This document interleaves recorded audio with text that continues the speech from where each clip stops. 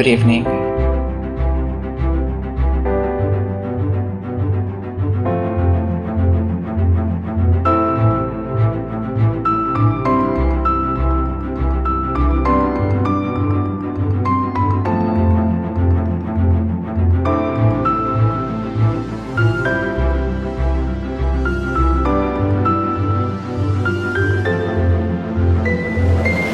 After the lockdown was announced and Duke Sr. fled to the forest, many thought that there would be unrest within our community. But, thanks to our fearless leader Duke Frederick, order has been restored.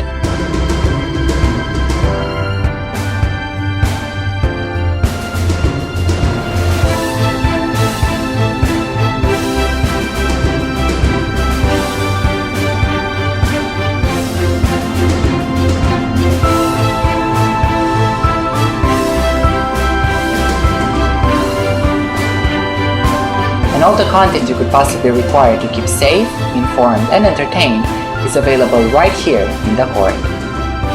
Some have strayed into the forest in the hope of finding a different way, but Duke Frederick insists that doing so would not be in the interest of our community and is to be discouraged at all costs.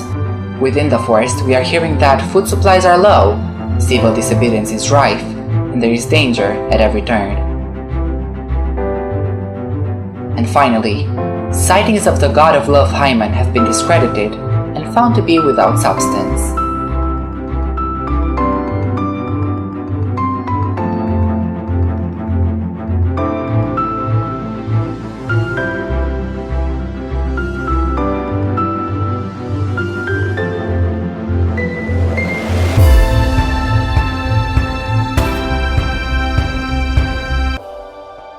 It was upon this fashion bequeathed me by will but poor 1,000 crowns. Thou sayest, charged my brother on his blessing to breed me well. And there begins my sadness. My other brother he keeps at school, and reports speak goldenly of his profit. For my part, he keeps me rustically at home, or to speak more properly, stays me here at home unkept. His horses are bred better. But I, his brother, gain nothing. And besides this nothing that he so plentifully gives me, there's something that nature gives to me, he seems to take from me. This grieves me, Anna, and the spirit of my father, which I think lives within me, begins to mutiny against this servitude. Here comes your master, your brother. Now, sir, what make you here? Nothing, sir. I'm not taught to make anything. What mar you then, sir? Marry, sir? I'm helping you to mar that which God made. A poor, unworthy brother of yours with idleness. Know you where you are, sir? Oh yes, very well, sir. Here in your orchard. Know you before whom, sir? Aye, better than him I am before knows me. I know you are my eldest brother, and the courtesy of nations allows you my better in that you are the firstborn.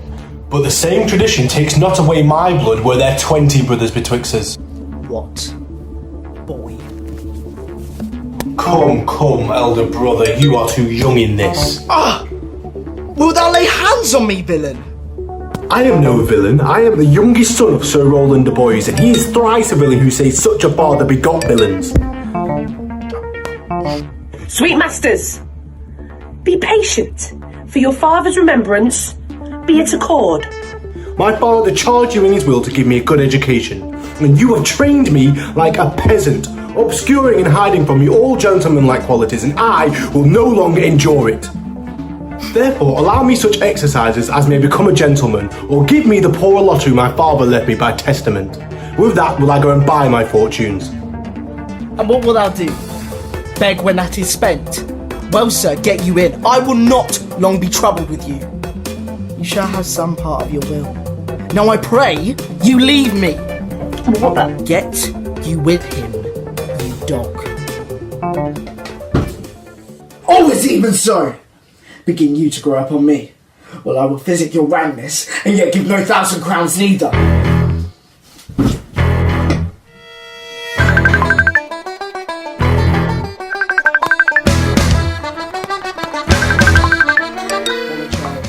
Good morrow to your worship.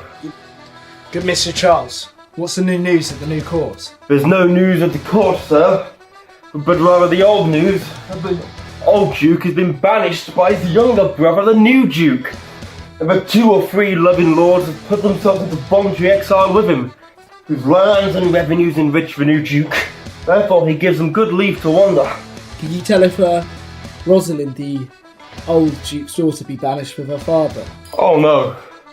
For the Duke's daughter, her cousin, so loves her, but she would have followed her into exile, or have died to stay behind her.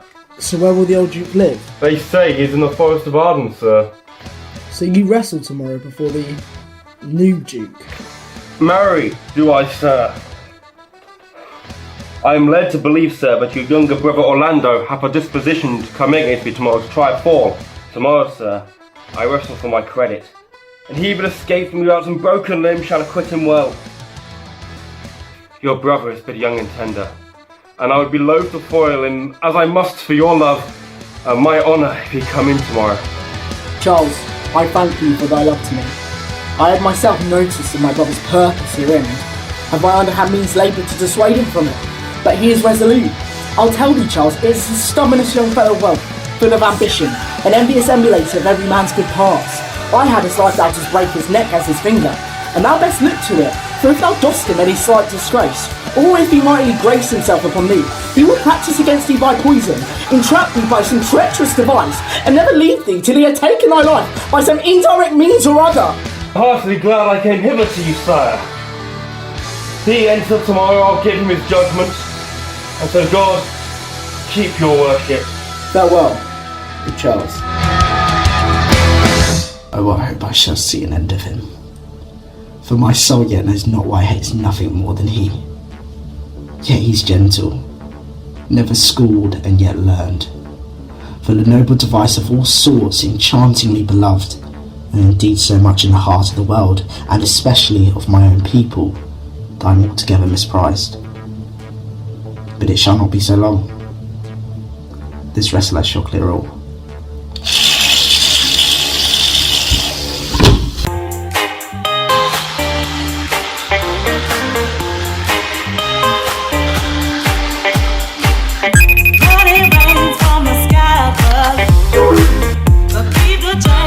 Pray thee, Rosalind, sweet my cuz, be merry! Dear Celia, unless you could teach me to forget a banished father, you must not learn me to remember extraordinary pleasure. Herein I see thou lovest me not with the full way that I love thee. For if my uncle, thy banished father, had banished thy uncle, the Duke, my father, so thou had still been with me, I could have taught my love to take thy father for mine. Well, I will forget the condition of my estate to rejoice in yours. Therefore, my dear Rose, my sweet Rose, be merry! From henceforth I will cause and devise sport. Let me see. What you think of falling in love? Marry, I pray thee do, to make sport withal, but of no man in good earnest. What shall be our sport then?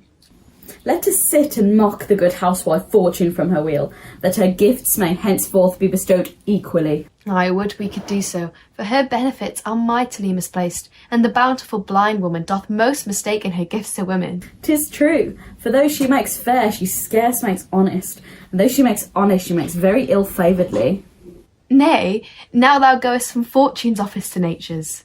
No, if nature hath made a fair creature, may she not by fortune fall into fire? And hath not Fortune sent in this fool to cut off the argument? Mistress, you must come away to your father. Were you made the messenger? Well, no, by mine honour. Although I was bid to come for you. Well, indeed, that oath, fool. Of a certain knight that swore by his honour that they were good pancakes, hooray! And swore by his honour that the mustard was naught. Boo! Now, I'll stand to it that the mustard was good and the pancakes were naught. And yet was not the knight forsworn? And I'll prove you that in a great heap of your knowledge. Ay, marry, now unmuzzle your wisdom. Well, stand you both forth now, stroke your chins and swear by your beards that I am a knave. By our beards, if we have them, thou art. Well, by my knavery, if I had it, then I were. But if you swear on that is not, then you are not forsworn. No more than this knight swearing on his honour, if he had any. And if he had sworn it away long before he saw those pancakes or that mustard. Who is that thou meanst? One that old Duke Frederick, your father, loves. Ah, enough. Speak no more of him. The more pity the fool may not speak wisely of what wise men do foolishly. By my troth thou sayest true, for since the little wit that fools have was silence, the little foolery that wise men have makes a great show. Here comes Madame Le Beau, with her mouth full of news, which she will put on us as pigeons feed their young. Fair princess, you have lost much good sport. Sport? Of what colour? What colour, madam? How shall I answer you? as wit and fortune will. Or as destiny's decree. Well said. You amaze me, ladies. I would have told you of good wrestling, which you have lost the sight of. I will tell you the beginning, and if it please your ladyships, you may see the end. Well, the beginning.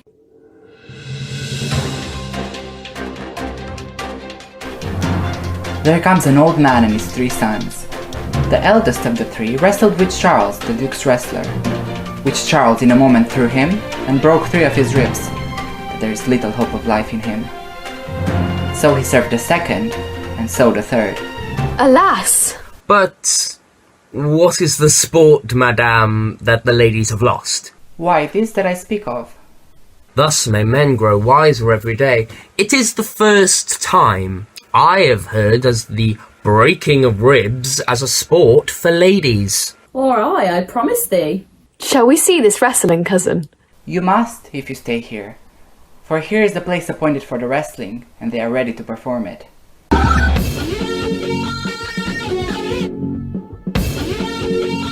How now, daughter and cousin? Are you crept hither to see the wrestling? Aye, my liege, so please you give us leave. You will take little delight in it. I can tell you, there are such odds in the man. In pity of the challenger's youth, I'd fain dissuade him. But he will not be entreated. Speak to him, ladies. See if you can move him. Young sir, have you challenged Charles the wrestler? No, fair princess. He is the general challenger. I come but in as others do to try with him the strength of my youth. Young gentlemen, your spirits are too bold for your years. You have seen cruel proof of this man's strength. We pray for your own sake. Give over this attempt. Do, young sir. Your reputation shall not therefore be misprized. I beseech you, punish me not with your hard thoughts, but let your fair eyes and gentle wishes go with me to my trial, wherein if I be killed, I am but one dead who is willing to be so. Only in the world do I fill up a place which may be better supplied if I had made it empty. The little strength that I have, I would it were with you. And mine, to eke out hers. Come!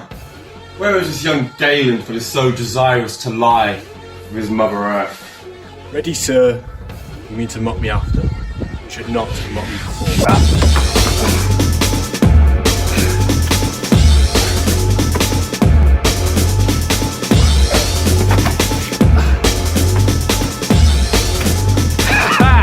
You shall try but one fall. Hercules be thy speed, young man.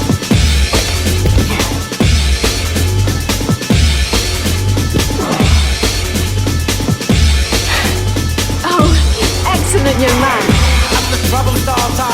I'm king instigator. No more, no more! Yes, I beseech your grace. I'm not yet well breathed. How dost thou?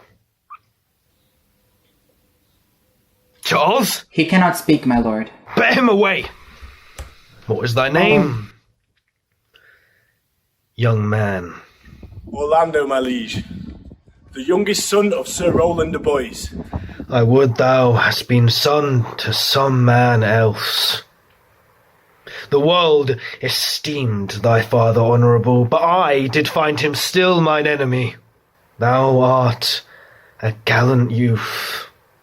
I would thou hast told me of another father. I am more proud to be Sir Roland's son, his youngest son, and would not change that to be adopted heir to Frederick. My father loved Sir Rowland as his soul. Had I before known this young man his son, I should have given him tears unto entreaties, ere he should thus have ventured. My father's rough and envious disposition sticks me at heart.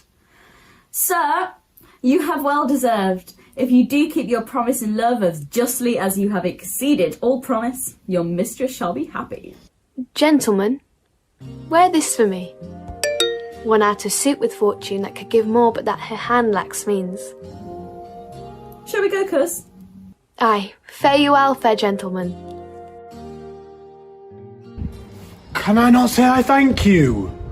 My better parts are all thrown down, and that which here stands up, a mere lifeless block. Did you call, sir?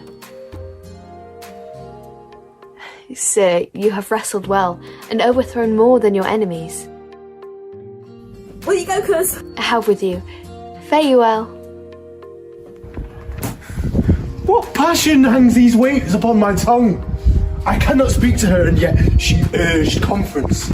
Good sir, I do in friendship counsel you to leave this place. Albeit you have deserved high commendation, yet such is now the Duke's condition that he misconstrues all that you have done. I thank you, and I pray you tell me, which of the two was daughter of the Duke that was here at the wrestling? Neither his daughter, if we judge by manners, but yet indeed the taller is his daughter. The other is daughter of the banished Duke, and here detained to keep his daughter company. But I can tell you that of late, this Duke hath taken displeasure against his gentle niece, and on my life his malice against the lady will suddenly break forth. Sir, fare you well. Hereafter, in a better world than this, I shall desire more love and knowledge of you. I rest much bounden to you. Fare you well. Oh, but to heavenly Rosalind!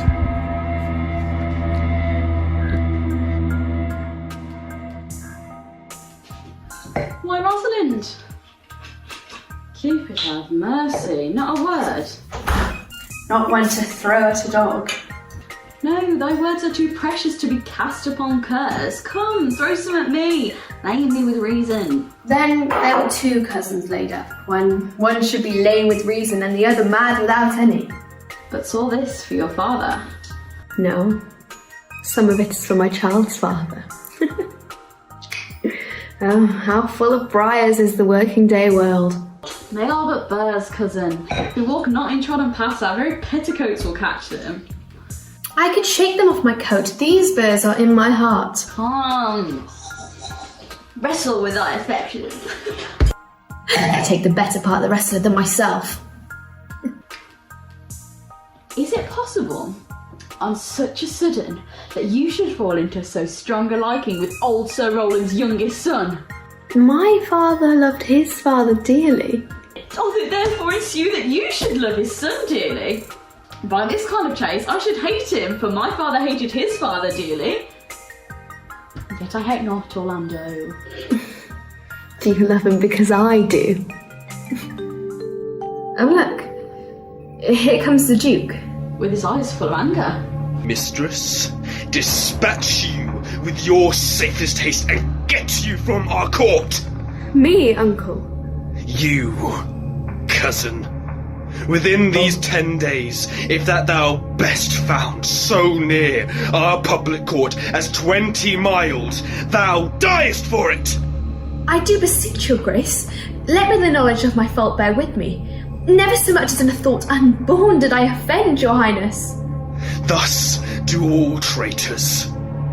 Let it suffice that I trust thee not. Yet your mistrust cannot make me a traitor. Tell me, whereon the likelihood depends. You are your father's daughter! There's enough! So was I when your highness took his dukedom. So was I when your highness banished him. Treason is not inherited, my lord, or if we did derive it from our friends, what's that to me? My father was no traitor. Dear sovereign, hear me speak. I see thee.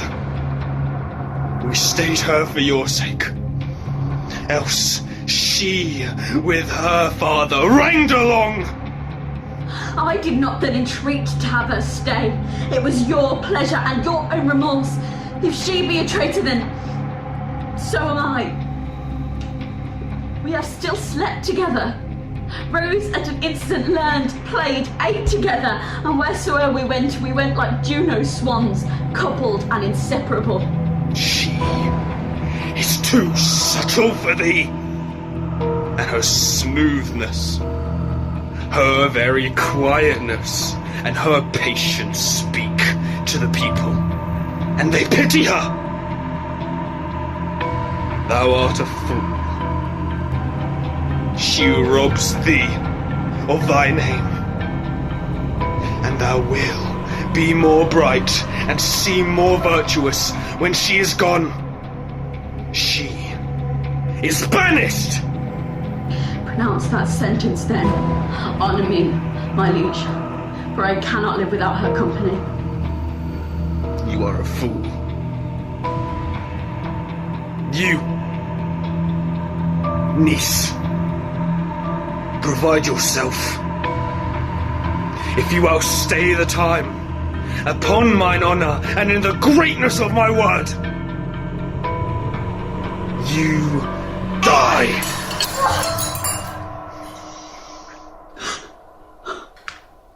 Oh, Flint, whither wilt thou go?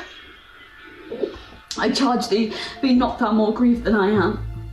I have more cause. Thou hast not. Prithee, be cheerful. Knowest thou not the Duke hath banished me, his daughter? That he hath not. That not? Rosalind lacks then the love which teaches thee that thou and I are one. Therefore devise with me how we may fly, whither to go, what to take with us. Say what thou canst. I'll go along with thee. Why? Whither shall we go? To seek my uncle in the forest of Arden. Alas, what danger will it be to us maids as we are to travel forth so far? I'll put myself in poor and mean attire, the like to you, and so we shall go along and never stir assailants. Were it not better, because I am more than common fierce, that it did point me all suits like a man. A gallant curtal axe upon my thigh, and in my heart lie there what hidden women's fears there will. What will I call you when you're a man? I'll have no worse name than Jove's own page. And look, you call me Ganymede. But what will you be called? Something that hath reference to my state. No longer Celia, but Aeliana. But cousin, what if we essayed to steal the clownish fool from your father's court? Would he not be a comfort to our travel? He'll go along over the wide world with me. Leave me alone to woo him. Now, let's away and pack our wealth and our jewels. Now we go in content, to liberty, not to banishment.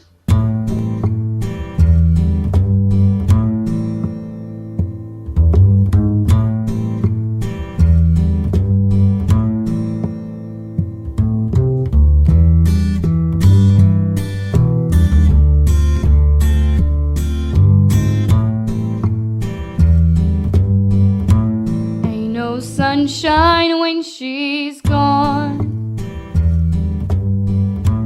It's not warm when she's away. Ain't no sunshine when she's gone. She's always gone too long. Anytime she goes away. Now, my co-mates and brothers in exile, hath not old custom made this life more sweet than that of painted pomp? And not these woods more free than the envious court? Sweet are the uses of adversity, and this, our life, finds tongues in trees, books in the running brooks, sermons in stones, and good in everything. I would not change it. Happy is your grace that can translate the stubbornness of fortune into so quiet and so sweet a style.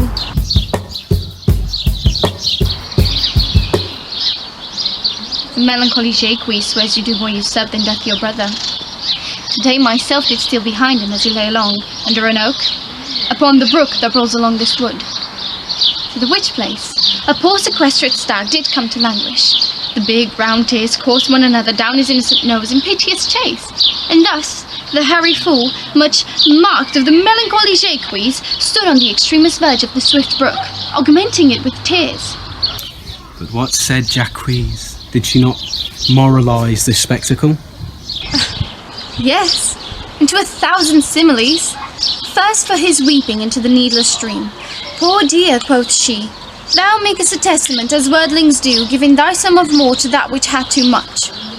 Thus most invitively, she pierced through this, our life, swearing that we are mere usurpers, tyrants, and what's worse, to fright the animals and to kill them up into their assigned and native dwelling place.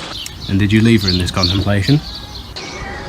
I did, weeping and commenting upon the sobbing deer. Show me the place. I loved Copra in these solemn fits, for then she's full of matter. Wonder this time where she's gone. Come on! Wonder if she's going to stay. No sunshine. Can it be possible that no man saw them? It cannot be! I cannot hear of any that did see her. The ladies, her attendants of the chamber, saw her abed, and in the morning early they found the bed untreasured of their mistress. The Roynish clown at whom so oft your grace was wont to laugh is also missing. Your daughter and her cousin much commend the parts and graces of the wrestler that did but lately foil the sin with Charles, and I believe wherever they are gone, that youth is surely in their company. Send to his brother. Fetch that garland hither. If he be absent, bring his brother to me. I'll make him find him.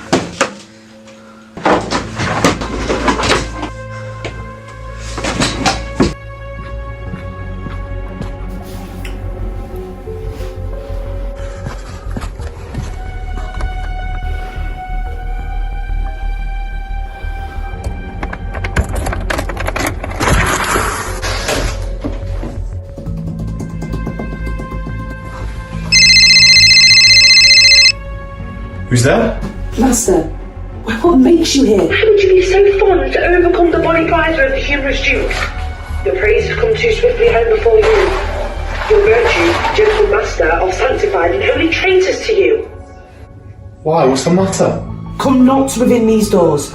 Within this house, the enemy of all your graces lives here. Your brother, no brother, yet the son, yet not the son. And I will not call him son. For him I was about to call his father. I've heard your praises, and this night he means to burn the lodging where you used to lie, and you within it. This is no place. This house is but a butchery. Abhor it, fear it, do not enter it. Why? Whither, Anna, wouldst thou have me go? No matter whither, so you not come here. What, wouldst thou have me go and beg my food? A thievish living upon a common road? I'd rather will subject me to the malice of a diverted blood and bloody brother. I have 500 crowns, the 50 hire I saved unto your father. Here's the gold. Let me go with you. Oh, good old friend, how well in thee appears the constant service of the antique world. Thou art not for the fashions of these times, but come thy ways, we'll go along together. And ere we have thy youthful wages spent, we'll light upon some settled low content. Master, go on, and I will follow thee to the last gasp with truth and loyalty.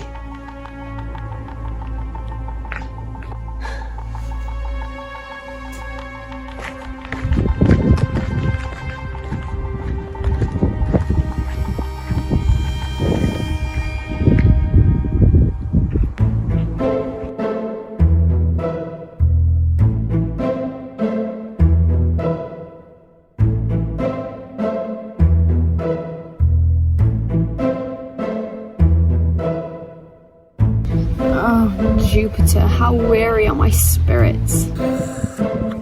I care not for my spirits if my legs were not so weary. I could find in my heart to disgrace my man's apparel and to cry like a woman.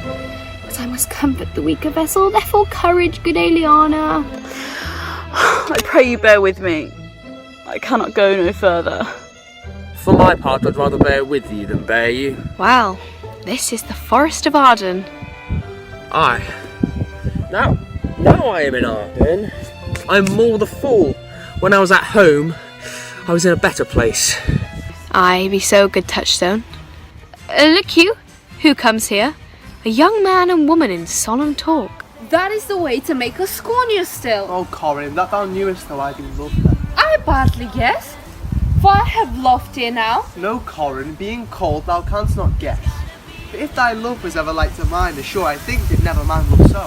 How many actions most ridiculous hast thou been drawn to by thy fantasy? Into 1,000 that I have forgotten. Oh, thou didst then never love so heartily. If thou rememberest not the slightest folly that love did make thee run into, thou hast not loved.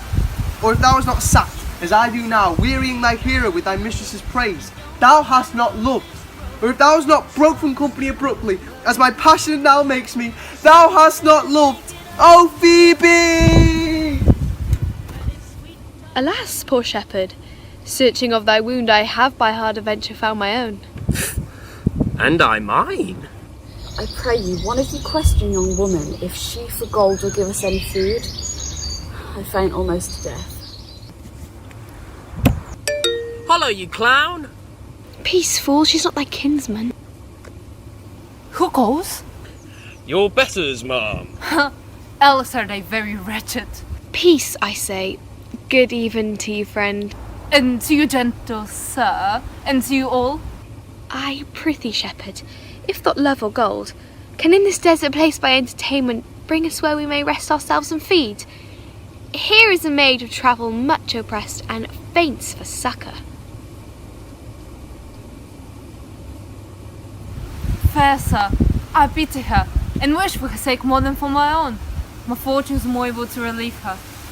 But I am a shepherd to another man, and do not share the fleeces that I graze. My master's of churlish disposition, and little recks to find the way to heaven by doing deeds of hospitality. Besides his coat, his flocks, and bounds of feet are now on sale. There is nothing that you will feed on. What is he that shall buy his flock and pasture? That young swain that you saw here but a while. I pray thee, if it stand with honesty, buy thou the cottage, the flock, and the pasture, and thou shalt have to pay for it of us. And we will mend thy wages. I like this place, and could willingly waste my time in it. Surely the thing is to be sought. Stay with me. I will your very faithful feeder be, and buy it with your gold right certainly. If you found the love of your life and you cannot live without them, then come to Hyman Weddings, and we help you. Hyman Weddings, we shape your destiny. Searching for you. More, I prithee more. It will make you melancholy, Madame Jacques. I thank it. More, I prithee more. I can suck melancholy out of a song as a weasel sucks eggs. More, I prithee more. My voice is ragged. I know I cannot please you. Oh, I do not desire you to please me. I do desire you to sing. Come, warble, come. All right. I'll give you a verse to this note that I made yesterday in despite of my invention. And I'll sing it. Thus it goes. I go out walking, breaking the lockdown, out in the moonlight, just like we shouldn't do. I'm always walking, breaking the lockdown, never touching you. I'll go sleep if I can. If I cannot, I'll rail against all the firstborn of Egypt.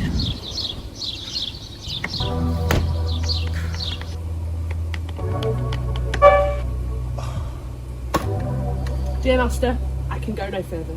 Oh, I die for food. Here lie I down and measure out my grave. Farewell, kind master. Why, how now, Anna, no greater heart in thee? Live a little, comfort a little, cheer thyself a little.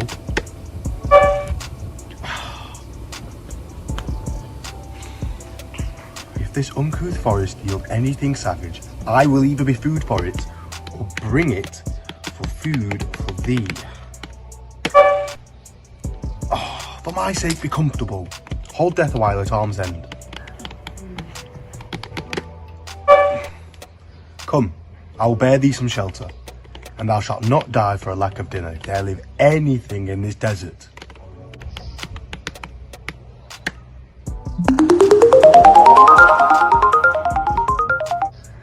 Cheerly, good Anna. I think she be transformed into a beast, for I cannot find her like a woman. My lord, she is but even now gone hence. Here was she merry, hearing of a song.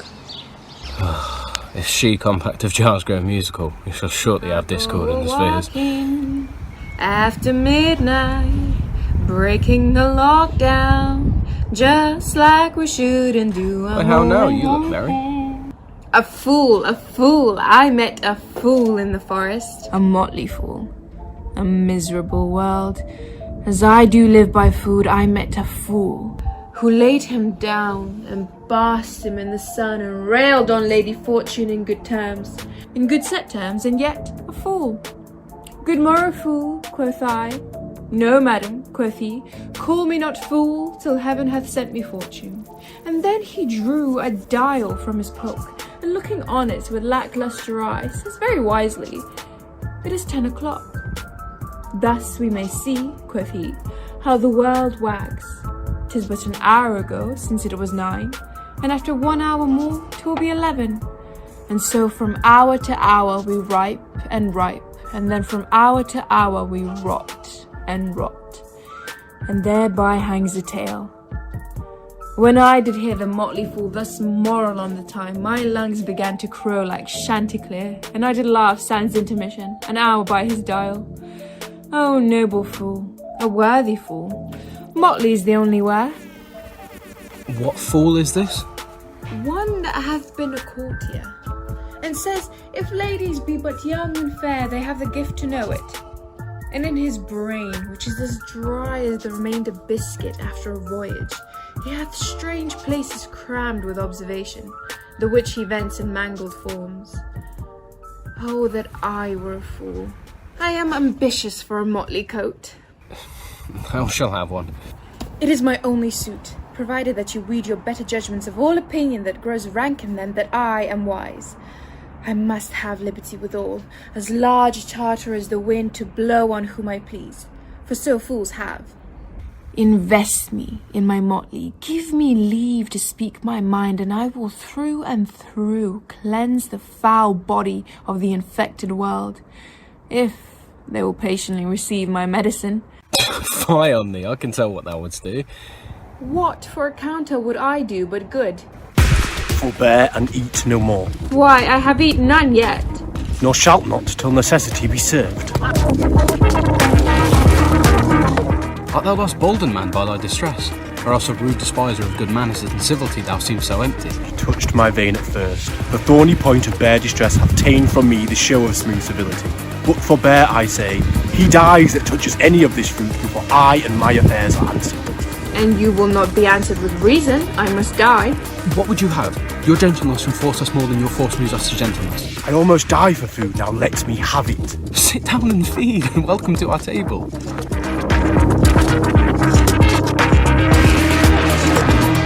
Speak you so gently? Pardon me, I pray you, I thought that all things had been savage here.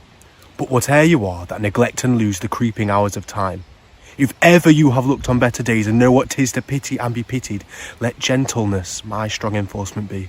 True is it that we have seen better days, and therefore sit yourself down in gentleness, and take upon command what help we have, that to your wanting may be ministered. Then, but forbear your food a little while. There is a friend of mine who after me hath many a weary step limped in pure love. Until she be first sufficed, I will not touch a bit. Go find her out, and we will nothing waste till you return. I thank ye. Thou seest we are not all alone unhappy. This wide and universal theatre presents more woeful pageants than the scene wherein we play in. All the world's a stage, and all the men and women merely players. They have their exits and their entrances, and one man in his time plays many parts, his acts being 7 ages. At first, the infant, mewling and puking in the nurse's arms. Then, the whining schoolboy with a satchel creeping like snail unwillingly to school. Then, the lover, sighing like furnace with a woeful ballad made to his mistress's eyebrow. Then the soldier, full of strange oaths and bearded like the pard, jealous in honour, sudden and quick in quarrel, seeking the bubble reputation even in the cannon's mouth. Then the justice, in fair round belly, with good capon lined, eyes severe, beard a formal cut, full of wise saws and modern instances, and so he plays his part. The 6 age shifts into the lean and slippered pantaloon, spectacles on nose and pouch on side, and his big, manly voice turning again toward childish treble, pipes and whistles in his sound. Last scene of all that ends this strange, eventful history is second childishness and mere oblivion. Sans teeth, sans eyes, sans taste, sans everything. Welcome!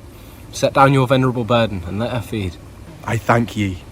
So what you need? I scarce can speak to thank you for myself. Welcome, fall to. Give us some music and, good cousin, sing. Hold my hand, oh baby, it's a long way down to the bottom of the river. If that you were the good Sir Roland's son, be truly welcome hither.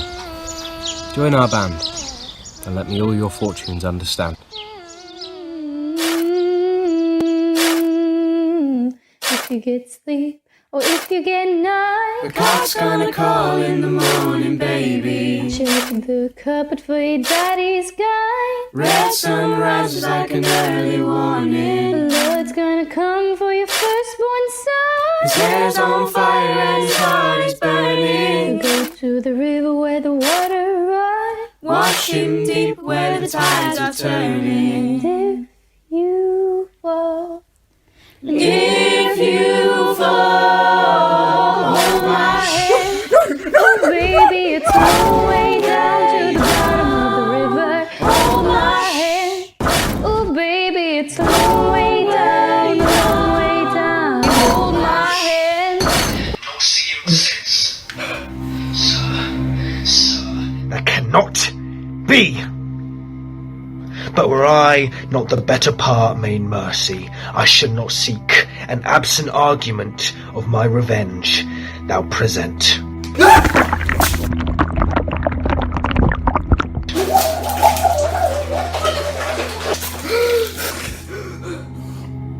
But look to it. Find out thy brother, wheresoever he is. Bring him, dead or living, within these 12 months, or turn thou no more to seek a living in our territory. Only your hands to my heartless! I never loved my brother in my life! More villain thou.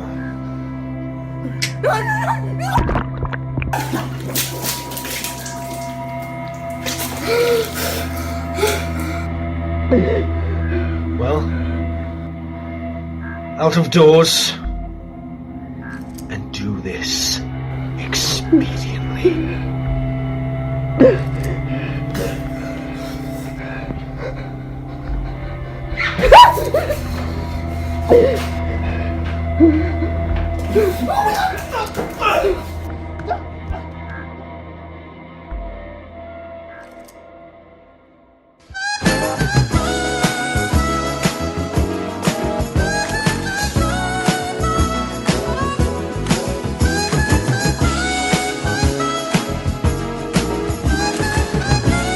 Hang there my verse, in witness of my love.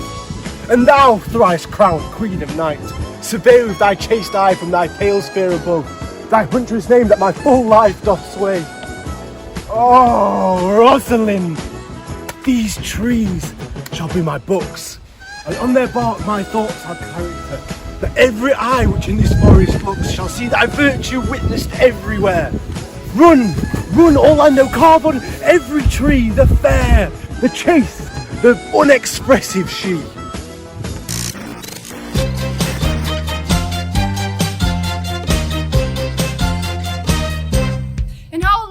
shepherd's life, Master Touchstone?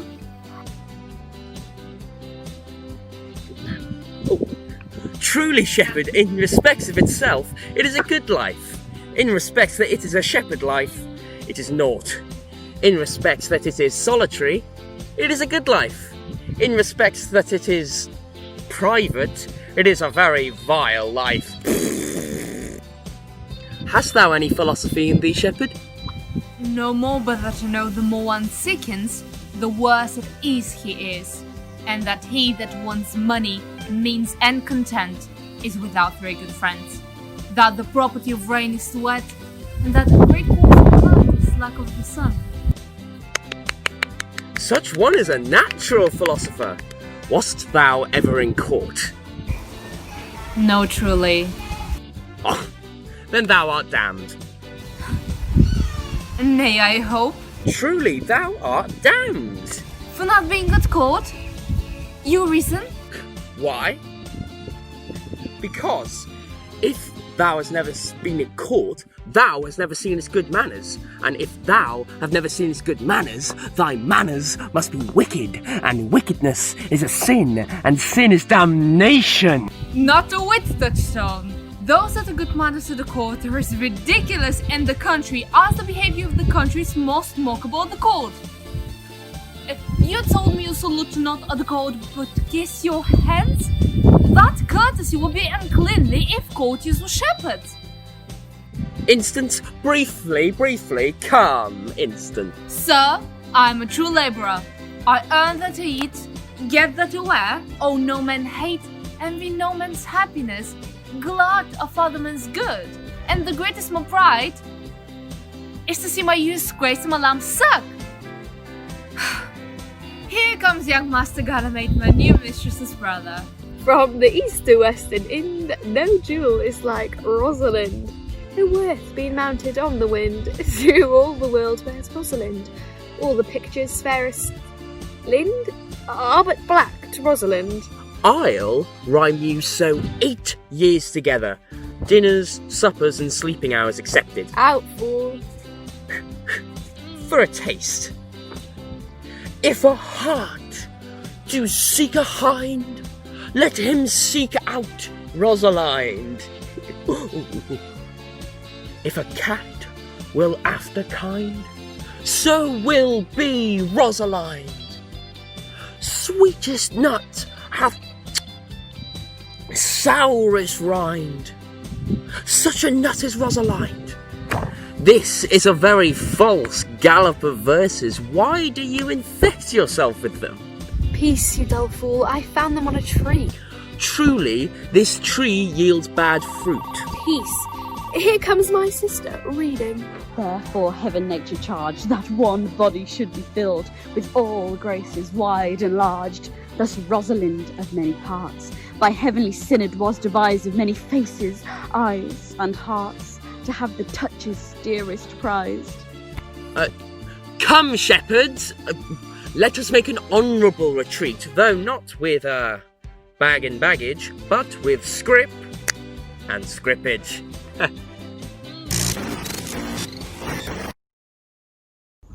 Didst thou hear these verses?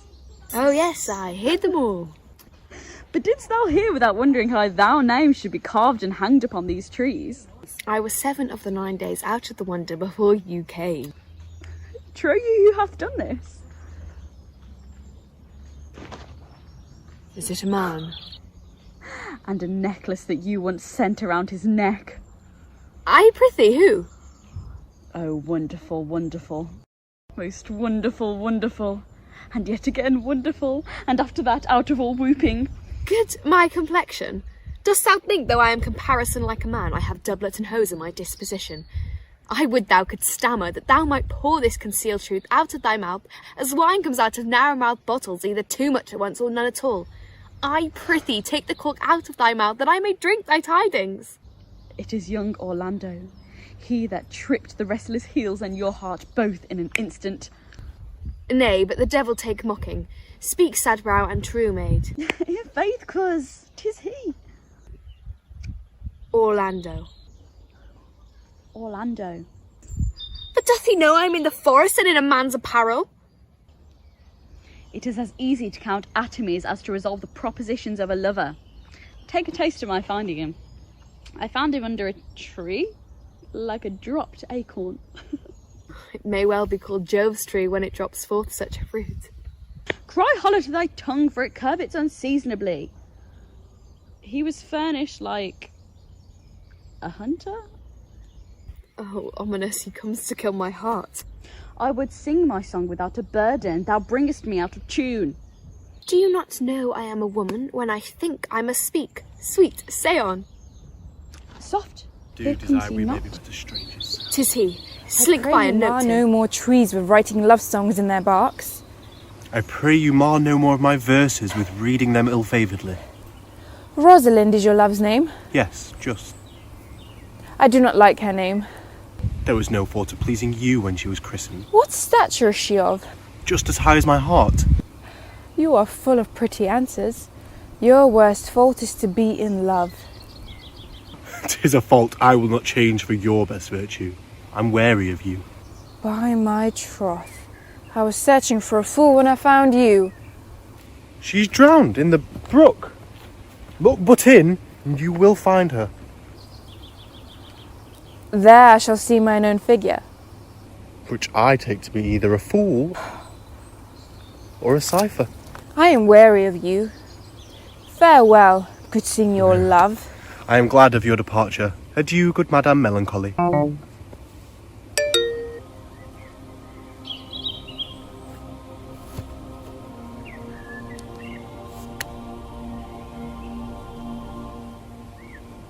you native of this place? As the coney that you see dwell where she is kindled. Your accent is something finer than you could purchase at so removed a dwelling. I have been told so by many, but indeed an old religious uncle of mine taught me to speak. An inland man, one that knew courtship too well, for there he fell in love. I have heard him read many lectures against it, and I thank God I am not a woman, to be touched with so many giddy offences that he hath generally taxed their whole sex withal. Can you remember any of the principal evils he laid to the charge of women? There were none principal. They were all like one another as halfpence are, every one fault seeming monstrous, till its fellow fault came to match it. I prithee recount some of them. No, I will not cast away my physic, but on those that are sick. There is a man, haunts our forest, abuses our young plants with carving Rosalind on their barks. If I could meet that fancy monger, I would give him some good counsel. I am he that is so love-shaped. I prithee tell me your remedy. There are none of my uncle's marks upon you. He taught me how to know a man in love, in which cage of rushes I am sure you are no prisoner. What were his marks? A lean cheek, which you have not. A blue eye and sunken, which you have not. An unquestionable spirit, which you have not. A beard, neglected, which you have not. And everything about you demonstrating a careless desolation. But you are no such man. You are rather point device in your accoutrements, as loving yourself than seeming the lover of any other. Fair youth, I would I could make thee believe I love. Me believe it? You may as soon make her that you love believe it, which I warrant she is apter to do so than confess she does. But in good sooth, are you really he who hangs the verses on the tree wherein Rosalind is so admired? I swear to thee, youth, by the white hand of Rosalind, I am he. That unfortunate he. But are you so much in love as your rhymes speak? Neither rhyme nor reason can express how much. Love is merely a madness, and I tell you deserves as well a dark house and whip as madmen do. Yet I profess to curing it by counsel. Did you ever cure any sir? Yes, one. He was to imagine me his mistress, his love, and I set him every day to woo me, at which time would I, being but a moonish youth, grieve, be effeminate, changeable, longing, liking, for every passion something, and for no passion truly anything, that I drave my suitor from his mad humour of love into a living humour of madness, which was to forswear the full stream of the world and live in a nook merely monastic. And thus I cured him, and this way I will take upon me to wash your liver as clean as a sound sheep's heart. I would not be cured, youth. I would cure you. If you would but call me Rosalind and come to my court every day and woo me. With all my heart, good youth. Nay, you must but call me Rosalind.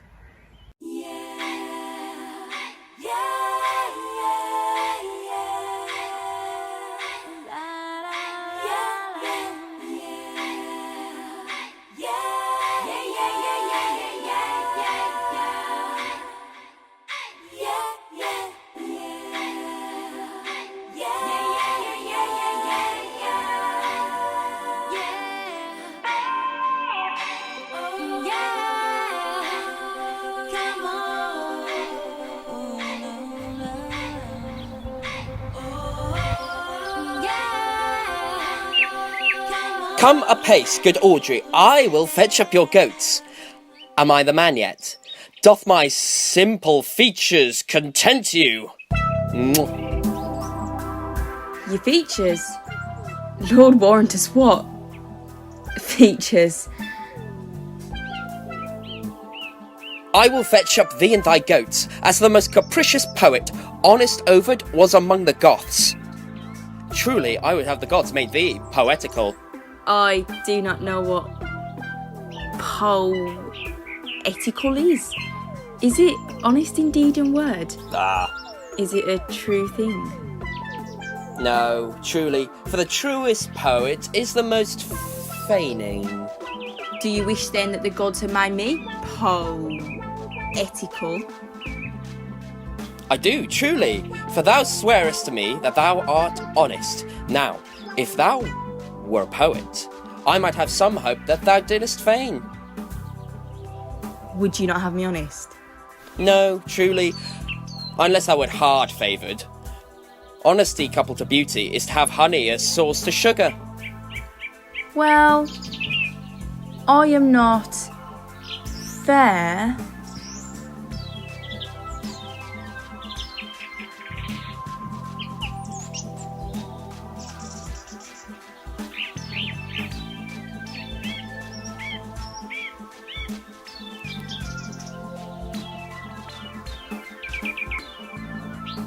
Therefore I pray the gods make me honest. Truly, and to cast away such honesty upon a foul slut were to put good meat onto an unclean dish. I am not a slut!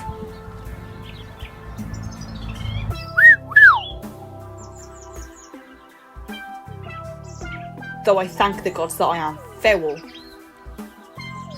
Well, praise the gods for thy foulness. Sluttishness may come hereafter. But, be that as it may be, I will marry thee. And to that end, I have been with Sir Oliver Martext, a vicar in the next village, who hath promised to couple us. Well, the gods give us joy. Well, amen.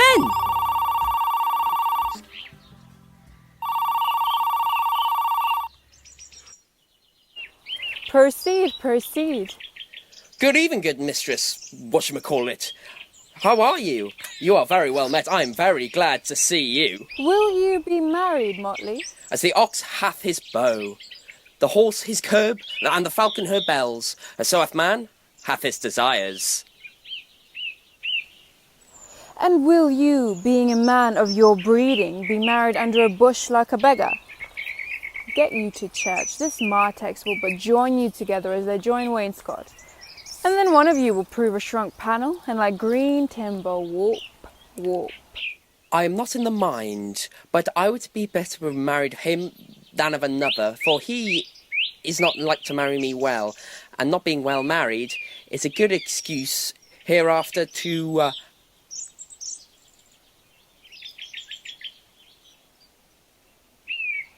Go thou with me. Get thee to church.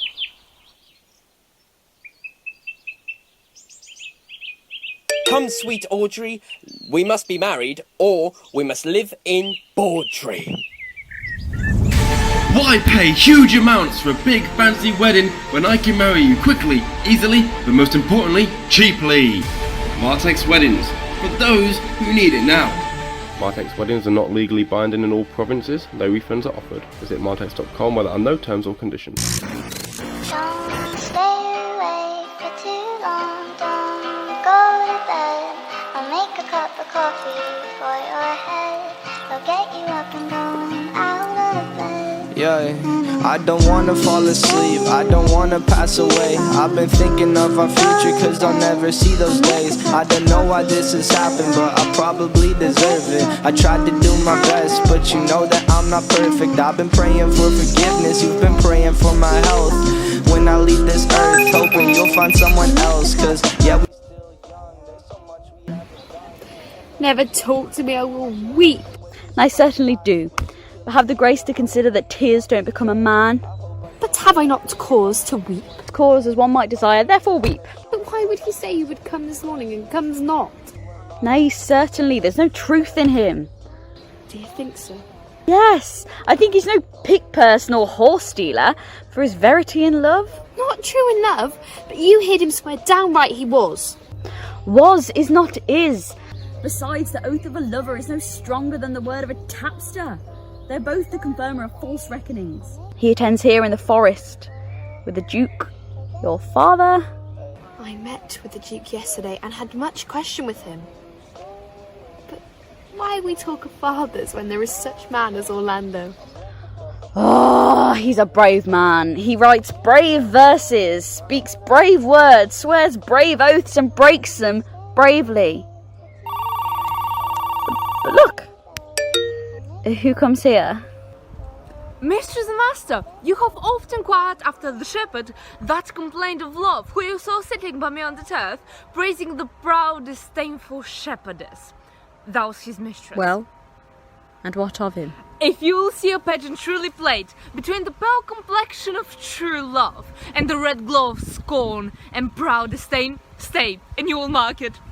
Oh, the sight of lovers feedeth those in love. Sweet Phoebe, do not scorn me, do not, Phoebe. Say you love me not, but say not so in bitterness.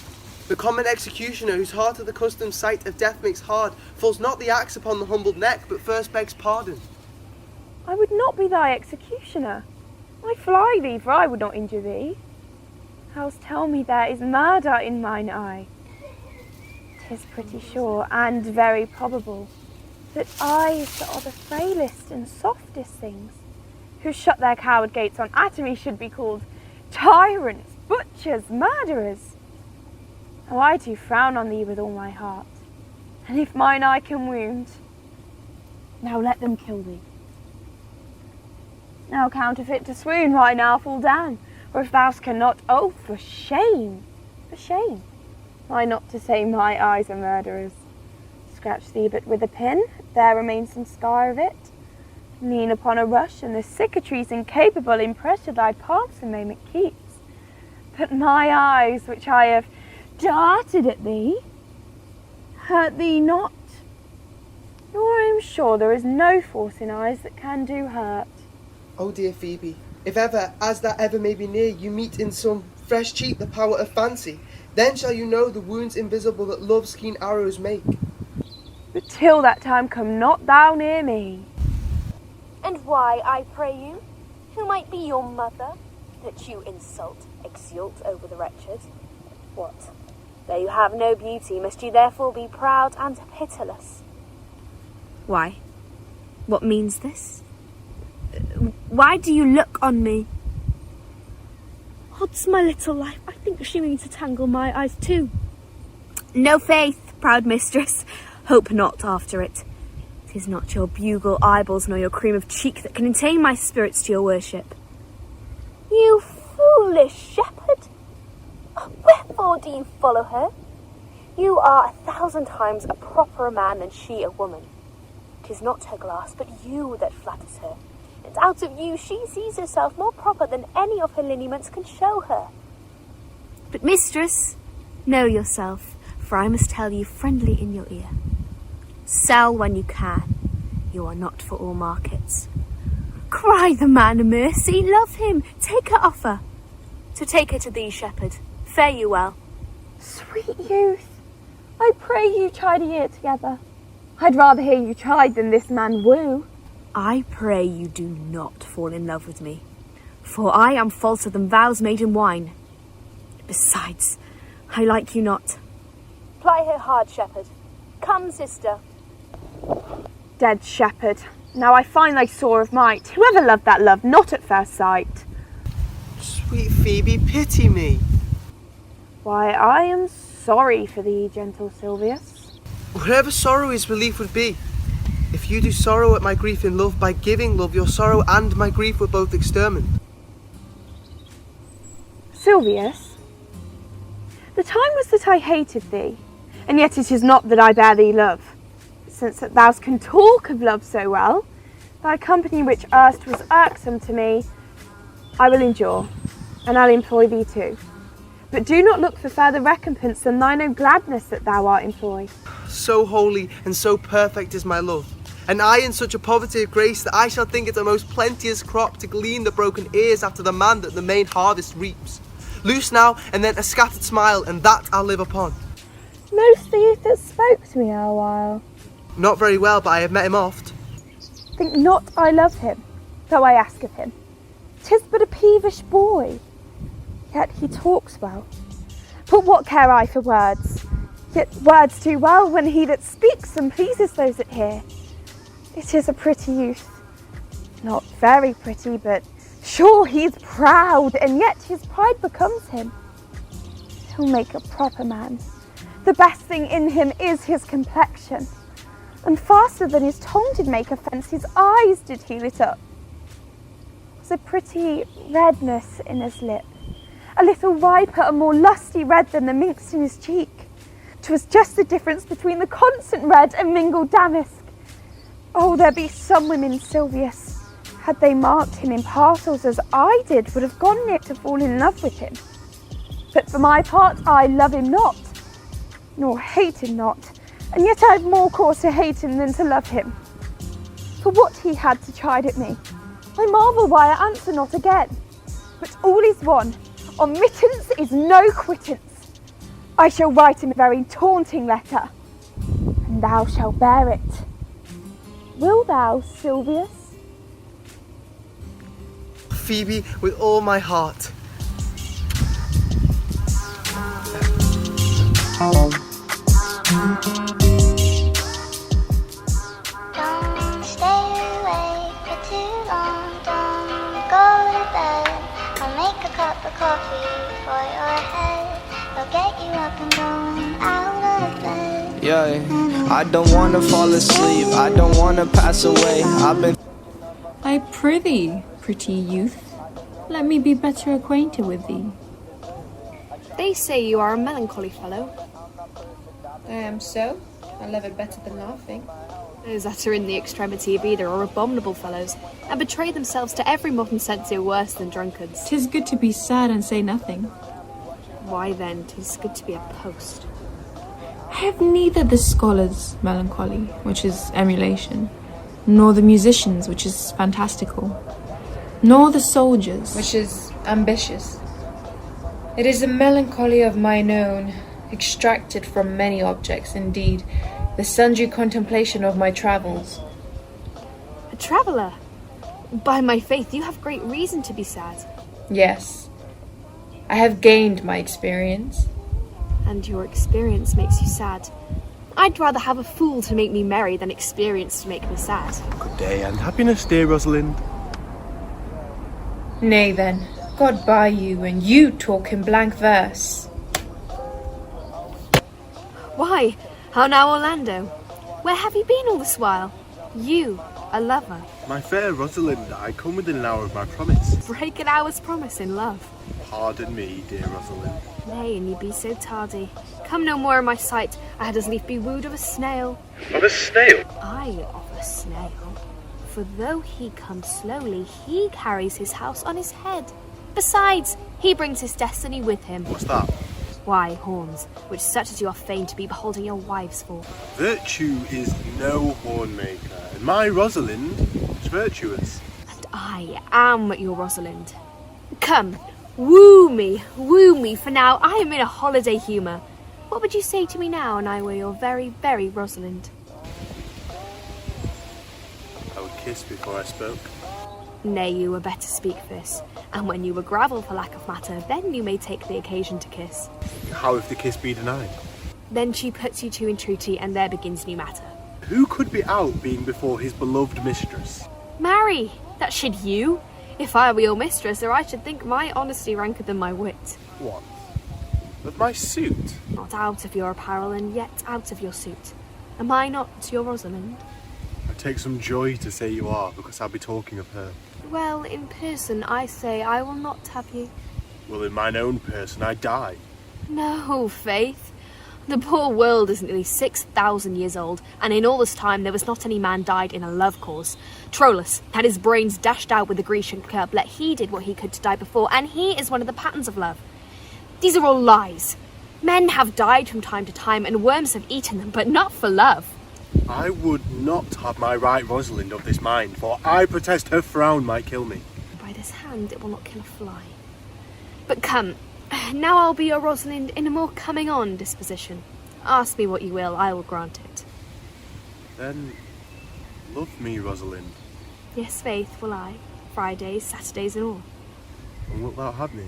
I and 20 such. What sayest thou? Are you not good? I hope so. Well then, can one desire too much of a good thing? Come, sister, you shall be the priest and marry us. Give me your hand, Orlando.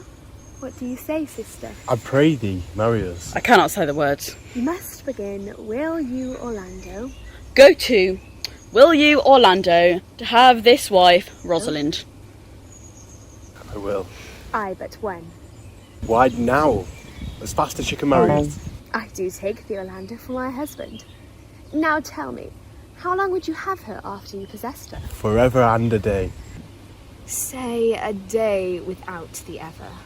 No, Orlando. Men are April when they woo, December when they wed. Maids are May when they are maids, but the sky changes when they are wives. I will be more giddy and jealous in my desires than a monkey. I will weep for nothing, and I will do that when you are disposed to be merry. But will my Rosalind do so? By my life she will do as I do. For these 2 hours, Rosalind, I must leave thee. Alas, dear love, I cannot lack thee 2 hours. I must attend the Duke at dinner. By 2 o'clock I'll be with thee again. Aye. Go your ways, go your ways. I knew what you would prove, my friends told me as much, and I thought no less. That fluttering tongue of yours won me. 'Tis but one cast away, and so come death. 2 o'clock is your hour. Aye, sweet Rosalind. By my troth, if you break one jot of your promise, I will think thee the most hollow lover, unworthy of her you call Rosalind. Therefore keep your promise. With no less religion than if thou wert indeed my Rosalind. So, adieu. Adieu. You have simply misused our sex in this love prate. Ah, cuz, my pretty little cuz, that thou didst know how many fathom deep I am in love. My affection hath an unknown bottom, like the Bay of Portugal. Or rather bottomless. As fast as you pour affection in, it runs out. I tell thee, Eliana, I cannot be out the sight of Orlando. I will go find a shadow and sigh till he come. And I'll see. But look who comes here. My errand is to you, fair youth. My gentle Phoebe did bid me give you this. I know not the contents, but as I guess by the stern brow and waspish action which she did use as she was writing of it, it bears an angry tenor. She says I am not fair, that I lack manners. She calls me proud, and that she could not love me were men as rare as Phoenix. Why writes she so to me? Well, shepherd, well, this is a letter of your own device. No, I protest, I know not the contents. Phoebe did write it. I say, she never did invent this letter. This is a man's invention and his hand. But sure it is hers. Why, 'tis a boisterous and cruel style. A style for challengers. Wilt thou hear the letter? So please you, for I never heard it yet heard too much of Phoebe's cruelty. She Phoebes me. Mark how the tyrant writes. Art thou God to shepherd turned, that a maiden's heart hath burned? Can a woman rail thus? Call you this railing? Why, thy godhead laid apart, whereas thou with a woman's heart. Did you ever hear such railing? Whiles you chide me, I did love. How then might your prayers move? He that brings this love to thee little knows the love in me. Call you this chiding? Alas, poor shepherd. Do you pity him? No, he deserves no pity. Wilt thou love such a woman? What to make thee an instrument and play false strains upon thee? Say this to her, that if she love me, I charge her to love thee. If she will not, I will never have her unless thou entreat for her. If you are a truer lover, hence, for here comes more company. Good morrow, fair ones. Pray ye that if an eye may profit by a tongue, then should I know you by description. The boy is fair, with female favour, the woman low and browner than a brother. Orlando doth commend him to you both, and to this youth he calls his Rosalind. He sends this bloody napkin. Are you he? I am. What must we understand by this? Some of my shame, and how and why and where this handkerchief was stained. I pray you, tell it. When last the young Orlando parted from you, he left a promise to return again within an hour, and pacing through the forest, mark what object did present itself. Under an oak, a wretched and ragged man lay sleeping on his back.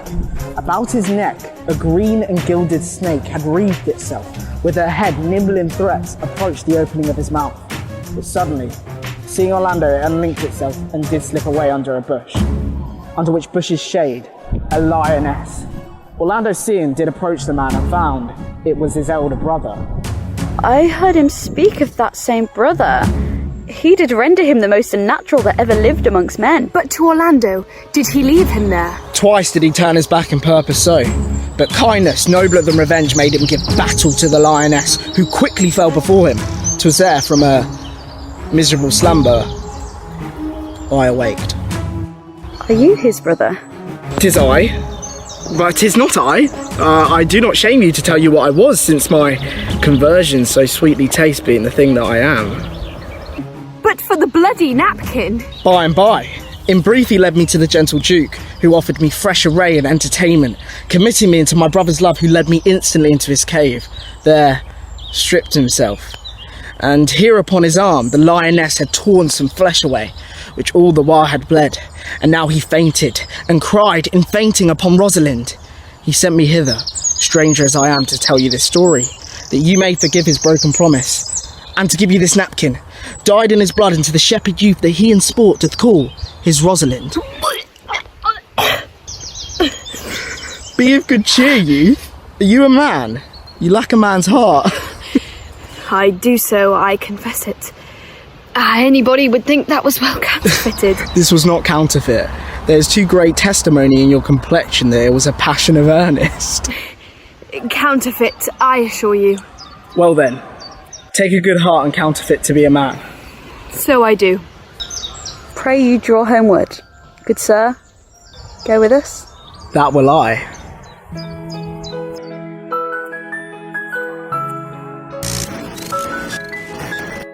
Don't just compare her to a summer's day. If she's more lovely and more temperate, bring her to me. And together we can change nature's course. Hymen's weddings, because love is eternal.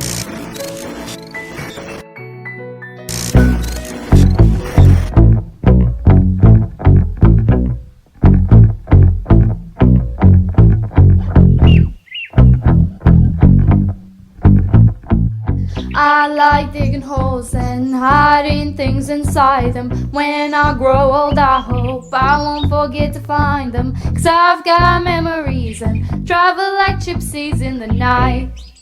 We shall find a time, good Audrey. Patience, gentle Audrey. Faith, the priest was good enough for all the old gentleman's saying. A wicked martext, Audrey, a most vile martext. But Audrey, there is a youth here in the forest that lays claim to you.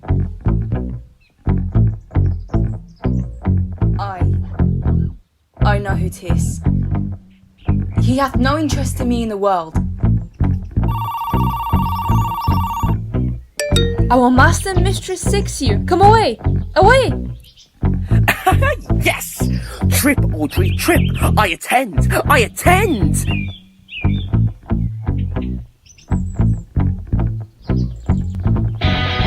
I build a home and wait for someone to tear it down, then pack it up in boxes there for the next start running. 'Cause I've got memories and travel like gypsies in the night. Is't possible that on so little acquainted you should like her? That but seeing you should love her, and loving woo, and wooing she should grant? Neither call the giddiness of it in question, my sudden wooing nor her sudden consenting, but say with me, I love Aeliana, and here and die a shepherd. Let your wedding be tomorrow. Thither will I invite the Duke and all's contented followers. Go you, prepare Aeliana, for look you, here comes my Rosalind. God save you, brother. And you, fair sister. Oh, my dear Orlando, how it grieves me to see thee wear thy heart in a scarf. It's my arm. I thought thy heart had been wounded with the claws of a lion. Wounded it is, but with the eyes of a lady. Did your brother tell you how I counterfeited his swoon when I saw your handkerchief? Aye, and greater wonders than that. Oh, I know where you are. Nay, 'tis true. Your brother and my sister no sooner met, but they looked. No sooner looked, but they loved. No sooner loved, but they sighed. No sooner sighed, but they asked one another the reason.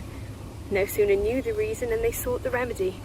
And in these degrees have made a pair of stairs to marriage which they will climb. They shall be married tomorrow, and I will bid the Duke to the nuptial. By so much the more shall I tomorrow be at the height of heart heaviness, by how much I shall think my brother happy in having what he wishes for. Why then tomorrow I cannot serve your turn for Rosalind. I can no longer live by thinking. I will weary you then no longer with idle talking. Believe then, if you please, that I can do strange things. I have so since I was 3-year-old conversed with a magician, most profound in his art and yet not damnable. If you do love Rosalind so near the heart as your gesture cries it out, tomorrow when your brother marries Aeliana, shall you marry her. It is not impossible to me, if it appear not inconvenient to you, to set her before your eyes tomorrow, as human as she is and without any danger. Speakest thou in sober meanings? By my life, I do. Therefore, put you in your best array, for if you shall be married tomorrow, you shall. Oh, look you, here comes a lover of mine and a lover of hers. Youth, you have done me much in gentleness to show the letter that I writ you. I cannot if I have. You are there followed by a faithful shepherd. Look upon him, love him. Good shepherd, tell this youth what is to love. It is to be all made of sighs and tears, and so am I for Phoebe. And I for Ganymede. And I for Rosalind. And I for no woman. It is to be all made of faith and service, and so am I for Phoebe. And I for Ganymede. And I for Rosalind. And I for no woman. It is to be all made of fantasy, all made of passion and all made of wishes, all adoration, all patience and impatience, all purity, all trial, all obedience, and so am I for Phoebe. And so am I for Ganymede. And so am I for Rosalind. And so am I for no woman. If this be so, why blame you me to love you? If this be so, why blame you me to love you? If this be so, why blame you me to love you? Why do you speak too? Why blame you me to love you? For her that is not here, nor doth not hear. Oh, pray you, no more of this. I will help you if I can. Tomorrow, meet. I will marry you if I ever married a woman, and you shall be married tomorrow. I will satisfy you if I ever satisfied a man, and you shall be married tomorrow. I will content you if what pleases content you, and you shall be married tomorrow. As you love Rosalind, meet. As you love Phoebe, meet. As I love no woman, I'll meet. I have left you commands. Fare you well. I'll not fail if I live. Nor I. Nor I.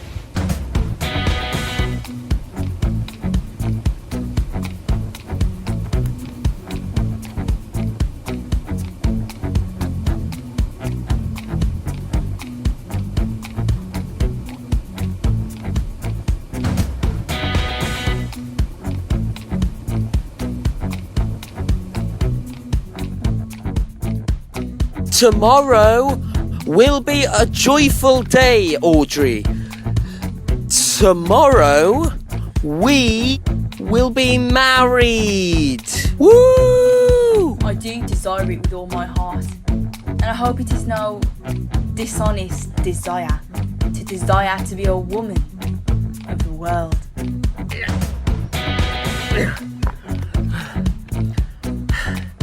Truly, there is no greater matter of the ditty. But that note is very untunable. God buy you, and God mend your voice. Come, Audrey.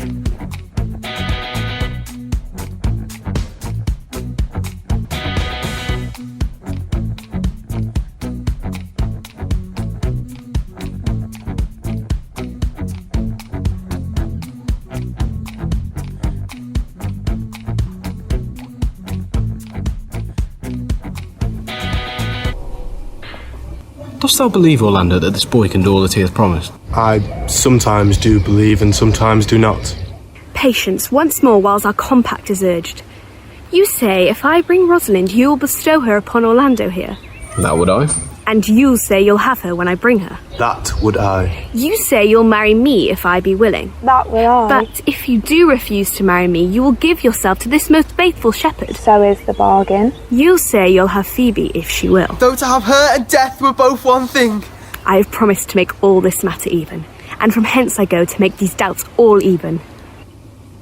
I do remember in this shepherd boy some lively touches of my daughter's favour. My lord, the first time that I ever saw him, he thought he was a brother to your daughter. Ta-da! Good my lord, this is the motley-minded gentleman I have met so often in the forest. He hath been a courtier, he swears. If any man doubt that, let him put me in my purgation. I have trod a measure, I have flattered a lady, I have been politic with my friend, smooth with mine enemy. I have had 4 quarrels and like to have fought 1. Good my lord, like this fellow. I like him very well. Yes, booyah! God ilk you, sir, I desire you of the like. I press in here, sir, amongst the rest of my country copulatives to swear and to forswear, according as marriage binds and blood breaks. A poor virgin, sir, an ill-favoured thing, sir, but mine own. By my faith, he is very swift. Is not this a rare fellow, my lord? He's as good at anything and yet a fool.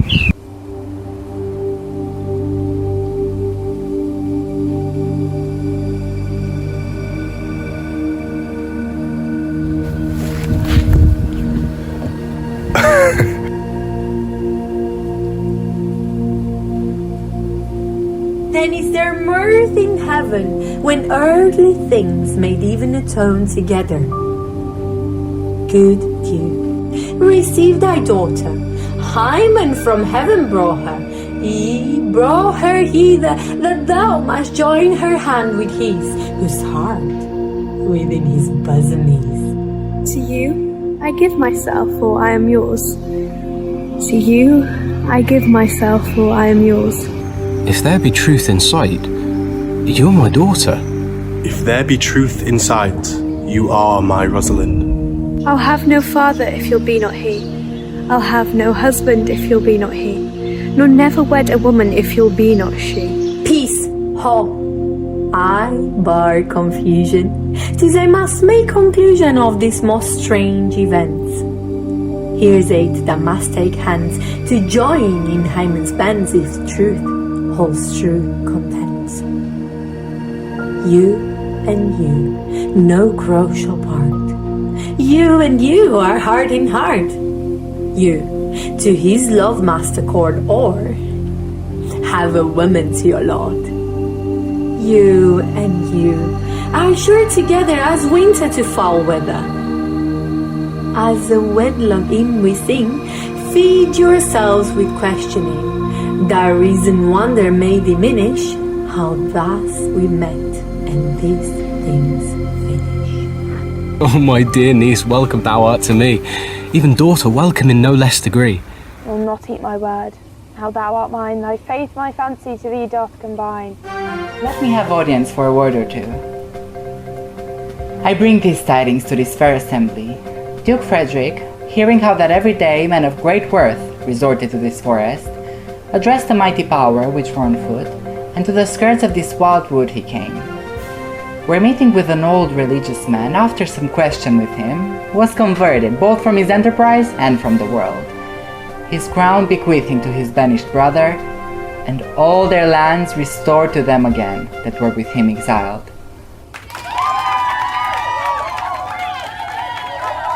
First, in this forest let us do those ends, that here were well begun and well begot, and after, each of this happy number shall share in the good of our returned fortune. Meantime, forget this new fallen dignity, and fall into our rustic revelry. So to your pleasures. I am full, other than for dancing measures. Stay, Jake, stay. To see no pastime I, what you would have, I'll stay to know at your abandoned cave. Proceed, proceed. We will begin these rites, as we do trust they'll end in true delights. We've come a long, long way together, through the hard times and the good. I have to celebrate you, baby. I have to praise you like I should.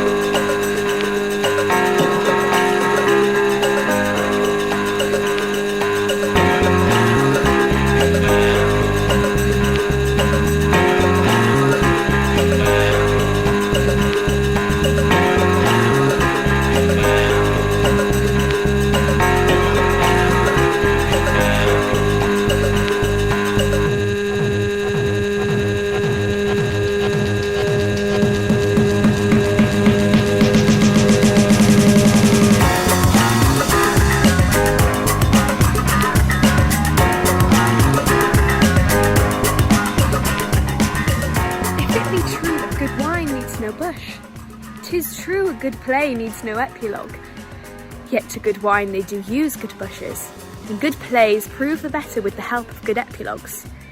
What case am I in then? I am not furnished like a beggar, so to beg will not become me. I'll start with the women. I charge you, O women, for the love you bear to men, to like as much of this play that please you. And I charge you, O men, for the love you bear to women, as I perceive by your simpering none of you hates them, that between you and the women the play might please. If I were a woman, I would kiss as many of you that had beards that pleased me, complexions that liked me, and breaths that I defied not. And I'm sure as many have good beards, good faces, or sweet breaths, will for my kind offer, when I make curtsy, bid me farewell.